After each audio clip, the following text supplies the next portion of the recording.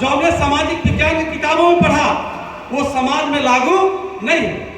हमने संविधान में पढ़ा बराबरी के लिए, हमने संविधान में पढ़ा लोकतंत्र सब बराबर है, हमने संविधान में पढ़ा कि अब ऊंच नीच की बात नहीं है, कोई किसी की उपाधि कोई बड़ा छोटा नहीं है।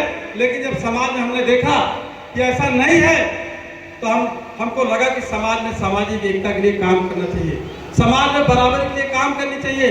तो हमने देखा कि हमारे ही लोग नासमझी में इस गैर बराबरी की व्यवस्था को स्वीकार किए बैठे हैं, इस गैर बराबरी की व्यवस्था को मानते चले आ रहे हैं।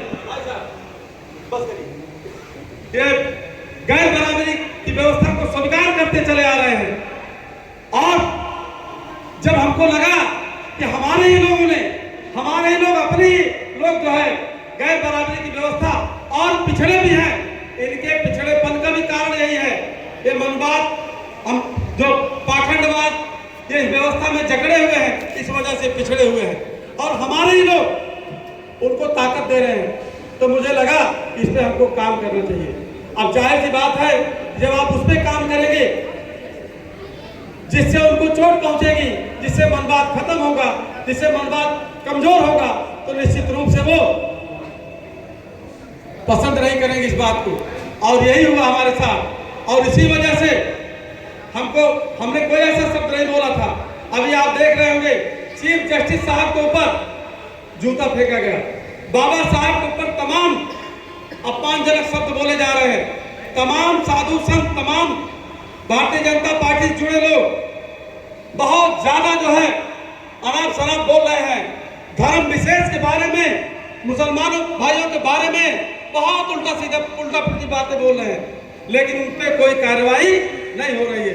हमारे ऊपर FIR सिर्फ इस बात से हो गई कि हमने कहा कि साधु संतों, जो साधु संत के देश में जो बच्चियों का शोषण करते हैं, जो संविधान को नहीं मानते हैं, ऐसे लोगों की कथा प्रवचन नहीं सुनना है, तो इसके ऊपर हमारे ऊपर कार्रवाई होगी। यहाँ हम आज आप लोगों के बीच में ये बात बताने आए हैं, ये बात करने आए हैं कि हमको देखने में लगता है, लोग बहुत सारे लोग कहते भी हैं कब तो संविधान लागू हो गया, सब चीजें बराबर हो गई, लेकिन ऐसा है नहीं।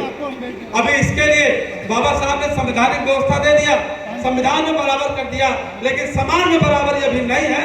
समाज में बराबरी के लिए संघर्ष करना है साथियों। इसके लिए हम आपको न्योता देने आए हैं, आमंत्रित करने आए हैं महाराष्ट्र की क्रांतिकारी धरती को। यहाँ बहुत सारे हमारे महाराष्ट्र के साथी, क्रांतिकारी साथी, यहाँ के मूल के साथी जो है यहाँ उपस्थित हैं। हम लोग मिल करके, हम लोग उत्तर भारत, आप ये देखेंगे महाराष्ट्र, अगर हम दक्षिण भारत को देखते हैं तो तमाम चीजें महाराष्ट्र से हम लोग ले गए और तमाम चीज, और तथागत बुद्धा जो हमारे यहाँ जो है हमारे उत्तर भारत में पैदा हुए, वो जो वहां से दक्षिण भारत आए। तो जो लोग उत्तर और दक्षिण में भेद करते हैं वो बहुत गलत करते हैं। उत्तर और दक्षिण में कोई भेद नहीं होना चाहिए। हमको बुद्ध और बाबा साहब दोनों चाहिए। अगर दोनों चाहिए तो महाराष्ट्रीय और उत्तर भारतीय दोनों एक है, एक साथ काम करना है। इस तरह के बात और विचार जो पैदा किए जाते हैं तो गलत बात और विचार है। RSS की विचारधारा के लोग हैं, ये जातिवादी मनवादी विचारधारा के लोग हैं। हम लोग बुद्ध और बाबा साहब दोनों के विचारों को, दोनों के आस्था को, दोनों के लोगों को एक मानते हैं, एक साथ रहते हैं। इसके लिए हम आपके बीच में आए हैं साथियों। इसी बीच एक और बात है, हमारे उत्तर भारतीय मछुआरे बहुत भारी आबादी में, बहुत बड़ी संख्या में यहाँ मुंबई महाराष्ट्र में मछली मारने का काम करते हैं, लेकिन उनकी सेवा सत्य निश्चित नहीं है। उनके ऊपर तमाम, उनका कोई सुनने वाला नहीं है, क्योंकि ज्यादातर उसमें हमारे सगे संबंधी हैं, हमारे नात रिश्तेदार हैं। वो लोग हमसे बताए, आग्रह किए, ये लड़ाई कोई और नहीं लड़ सकता, ये लड़ाई श्यामलाल निषाद और मोस्ट लड़ सकता है। हम लोगों को न्याय दिलाने का काम किया जाए। हमने कहा कि बेशक हम उस लड़ाई को लड़ेंगे, उस संघर्ष को करेंगे।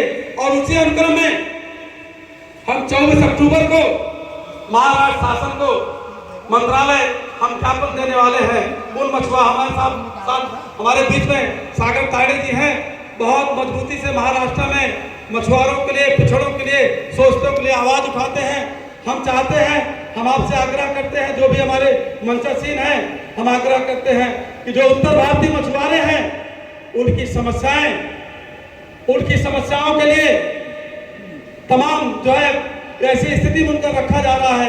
देश दुनिया में सबसे खतरनाक काम मछली मारने के काम को माना जाता है। समुद्र में मछली पकड़ने का काम दुनिया का सबसे खतरनाक काम माना जाता है। और तमाम देशों में सुविधाएं भी दी गई हैं, लेकिन देश भारत के अंदर महाराष्ट्र में उन मछुआरों को सुविधाएं नहीं मिल पा रही हैं। हमारा ये मानना है कि ये चीजें, इससे जो है महाराष्ट्र शासन अवगत नहीं है, क्योंकि महाराष्ट्र शासन को अगर जानकारी होती, ये लोग होता क्या है, उत्तर भारत से आते हैं, सीधे बोट पे जाते हैं, बोट पे ये मछली मारने का काम करते हैं, उसके बाद उतरते हैं, सीधा घर चले जाते हैं। तो बीच में इनका किसी से कांटेक्ट नहीं हो पाता है।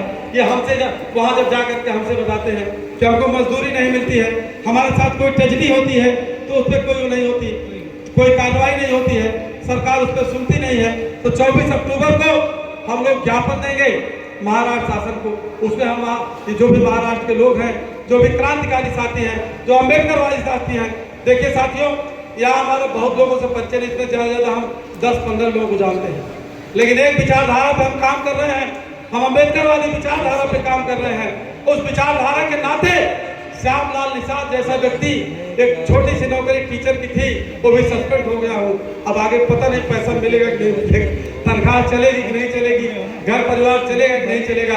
उसके बाद भी आप लोग उपस्थित हुए हैं, तो निश्चित रूप से एक विचारधारा के कारण उपस्थित हुए हैं। और ये ताकत आज ये मैसेज जब जाएगा उत्तर प्रदेश के अंदर, तो जो लोग हमको सस्पेंड करने का काम, जो लोग हमारे खिलाफ तमाम प्रताड़नाएं कर रहे हैं, उनको सोचना पड़ेगा एक बार कि जो व्यक्ति महाराष्ट्र में इतने लोग वहाँ सुनने के लिए आ सकते हैं, इतना बड़ा कार्यक्रम हो सकता है, तो यूपी और महाराष्ट्र पे जब इधर जोर लगेगा तो पूरा हम लोग जो है, हम लोग शोषण करेंगे, उनको हम उखाड़ फेंकेंगे। और हम अंत में ये बात करके कि पावर जो हमारे बहुत सारे लोग, तमाम लोग वीडियो भी चला रहे हैं, हमारे भुलई भाई बहुत गाली दे रहे हैं इस समय, जो है जो लोग हमारे खिलाफ ये सब किए हैं। मैं ये बताना चाहता हूँ कि इससे कुछ नहीं होगा। हमको फेसबुक और व्हाट्सएप पे ठीक है आप ये करते रहिए, लेकिन हमको वोट से चोट करना है, वोट से हमको वोट से चोट करना है। और उस वोट से चोट के लिए अपने लोगों को तैयार करना होगा, अपने लोगों को जागरूक करना होगा और मनवास से बाहर निकालना होगा। जब तक आप मनवास से अपने लोगों को बाहर नहीं निकाल लेंगे, तब तक आप भारतीय जनता पार्टी को नहीं हरा सकते, तब तक आप मनवादी पार्टी को नहीं हरा सकते। उसका उदाहरण बता दें, आप लाख भारतीय जनता पार्टी बुराई करो, अगर आपके लोग मनवाद से जकड़े रहेंगे तो किसी न किसी पूजन का कार्यक्रम चला देंगे, चुनाव आ जाएगा तो गाय पूजने कार्यक्रम चला देंगे, मिट्टी पूजने कार्यक्रम चला देंगे, कोई और पूजन शुरू करा देंगे, तो हमारे लोग जो है धर्म के नाम पे, आस्था के नाम पे उसमें जो है भारा करेंगे, गिर जाएंगे जाकर के। इसलिए हमको मनवाद से हटाने के लिए काम करना है। और मनवाद जैसी कोई जो व्यवस्था इनकी है उच्च नीच की, वो कुछ नहीं है। ये संविधान में बराबरी दे दी गई है। जो इनके आडंबर अंधविश्वास पाखंड है, उसमें कोई दम नहीं है। हम कह रहे हैं, अगर हमने साधु संतों को बोला था, अगर साधु संतों में दम थी, साधु संतों में ताकत थी, तो साधु संतों को हमको श्राप देना चाहिए था कि श्यामलाल फसल हो जाए, मर जाए। लेकिन साधु संतों ने नहीं कुछ किया, क्योंकि उनके अंदर ताकत नहीं है। उनके अंदर ताकत नहीं है, वो पैदा की जाती है, लोग बताते हैं।